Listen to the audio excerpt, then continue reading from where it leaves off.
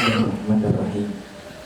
Assalamualaikum warahmatullahi wabarakatuh. Waalaikumsalam warahmatullahi wabarakatuh. Alhamdulillahirabbil alamin wal aqibatu lil muttaqin wa la udwana illa 'alal zalimin.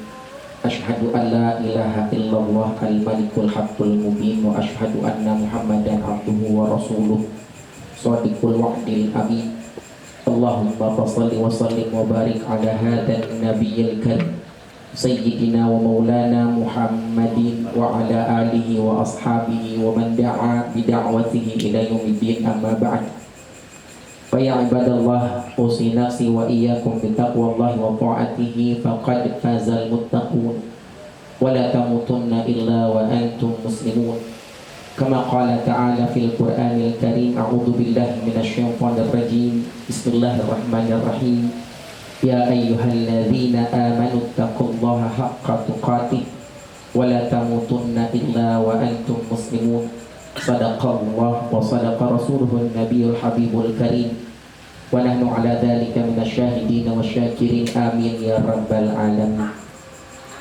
Kami hormati guru kita bersama Kiai Haji Ali Mustafa MA Al-Hafidh. Kita doakan beliau senantiasa Allah berikan keberkahan, berkah rizki, berkah usia, berkah kehidupan beliau senantiasa dalam kesehatan, dalam lindungan Allah Subhanahu wa ta'ala.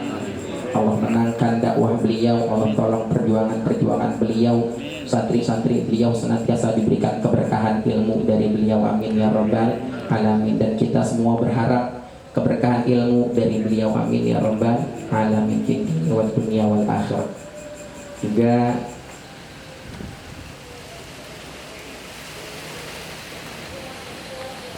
Ustaz Diauddin MA, Kiai Haji Diauddin MA, kita doakan juga beliau senantiasa Allah berikan keberkahan, berkah rizki, berkah usia, berkah kehidupan beliau, berkah anak keturunan beliau, dijadikan putra putri beliau semua salih dan salihah. Dan para guru sekalian yang tidak dapat kami sebutkan satu persatu, namun tidak mengurangi rasa taklim dan hormat kami.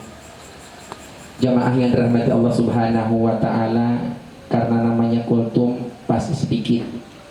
Kami mengutip di dalam kitab Bidayatul Hidayah, Al-Imam Al-Ghazali menyebutkan, kata beliau, an-nasu thalathah. Manusia itu ada tiga kelompok. Ada tiga kelompok.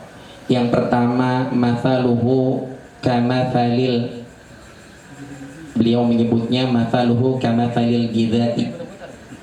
Yang kedua, mathaluhu kamathalid dawa. Yang ketiga, mathaluhu kamathalid da. Al-Imam Al-Ghazali memberikan tiga kriteria manusia, kata beliau. Yang pertama, mathaluhu kamathalil gidha. Ada manusia yang di dalam kehidupannya, perannya diibaratkan seperti makanan dan minuman. Kira-kira kalau makanan dan minuman orang butuh gak ya? Butuhnya kadang-kadang atau setiap waktu? Makan minum ya, setiap waktu dibutuhkan. Iya, kalau yang udah tapi nanti butuh lagi, butuhnya sering gitu kira-kira. Kata beliau, artinya setiap orang kira-kira butuh makan minum gak?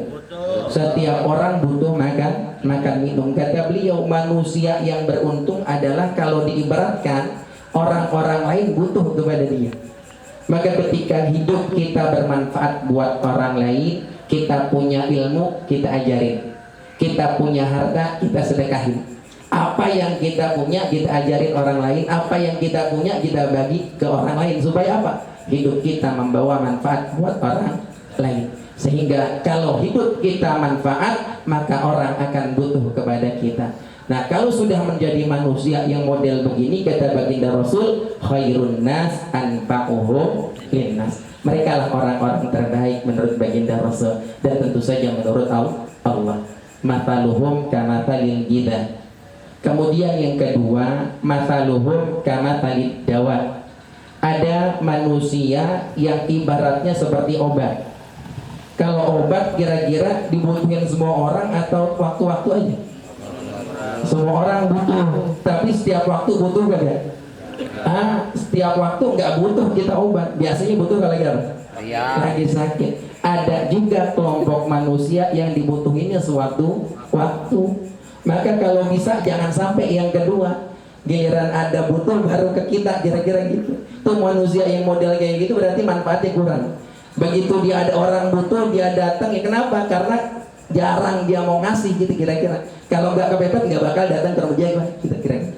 Tapi kalau kita sudah terbuka, ilmu kita terbuka, harta kita terbuka, apa yang kita miliki menjadi bagian dari umat, maka semua orang akan selalu menjadikan kita sebagai tujuan dia.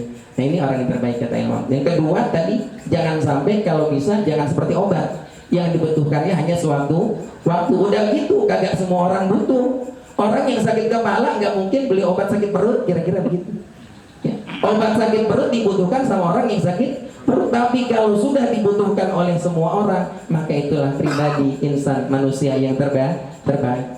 Nah ini kata Al-Imam Ghazali. Yang ketiga, kalau bisa jangan sampai ada di dalam kelompok kita ini, dalam jamaah kita yang ketiga ini, mataluhu kamatalid dahat. Ada orang yang perannya dalam satu komunitas itu ibaratnya penyakit. Kalau penyakit orang pada mau nggak datengin penyakit? Nah gak mau dia datang kita kabur, kira-kira begitu. Jangan sampai kita hidup ini nyusahin orang lain, bikin orang belangsak gara-gara kita. Kalau kita nggak bisa ngasih manfaat, paling jangan kita menjadi merugikan orang lain dalam kehidupan gitu.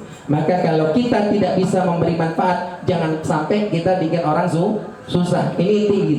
Tapi kalau kita bisa ngasih manfaat, kasih manfaat sebanyak-banyaknya buat umat. Maka dalam satu komunitas ini, dalam satu jamaah kita, maka yang pertama tadi kata ketua, kalau bisa semuanya lebih terlibat lagi, ya kata ketua Ustadz Martin gitu. Lebih terlibat lagi, apalagi pemikir-pemikir dan semuanya yang kerja semuanya lebih terlibat lagi, karena kita ingin memberikan manfaat yang terbaik buat majelis kita. Kalau saya mengutip kata-kata dari Kiai Haji Ahmad Dahlan, ini dari Kiai Haji Ahmad Dahlan saya kutip. Beliau selalu berpesan kepada jamaah beliau. Maka kata beliau Ini saya ambil kata-katanya saja. Dalam organisasi beliau sebutkan, sama-sama kita besarkan organisasi kita, tapi jangan numpang besar di organisasi kita. Gitu kira-kira gitu. Sama-sama kita besarkan jamaah kita, taklim kita, tapi jangan numpang besar di jamaah kita, di majelis kita. Paham maksudnya? Paham maksudnya? Sama-sama apa yang kita punya kita keluarkan untuk membesarkan jamaah kita ini, untuk memperbesar taklim kita ini supaya lebih eksis di masyarakat. Bukan kita kemudian menjadikan majelis kita untuk kita numpang hidup waliyadu billah, untuk kita numpang popularitas waliyadu billah, tapi kita berikan yang kita punya untuk majelis kita, untuk kita sama-sama menjadi bagian dari dakwah Islam. Insya Allah. Itu yang dapat kami sampaikan. Terakhir, karena kita mau bulan Ramadan, kata Al-Imam Al-Ghazali masih di dalam kitab Bidayatul Hidayah, kata beliau, wala tadunnu anna as-sawma bitarkil ta'am wa syarabi wal liqa'. Kata beliau, ketahuilah oleh kalian, jangan sekali-kali kalian menyangka bahwa puasa itu hanya sebatas kita menahan makan, menahan minum, menahan hubungan suami istri di siang hari. Bukan hanya itu, kata beliau. Bal, akan tetapi yang namanya puasa itu, kata beliau, ya, bitarki ma haramallah, dengan kita meninggalkan apa-apa yang Allah haramkan.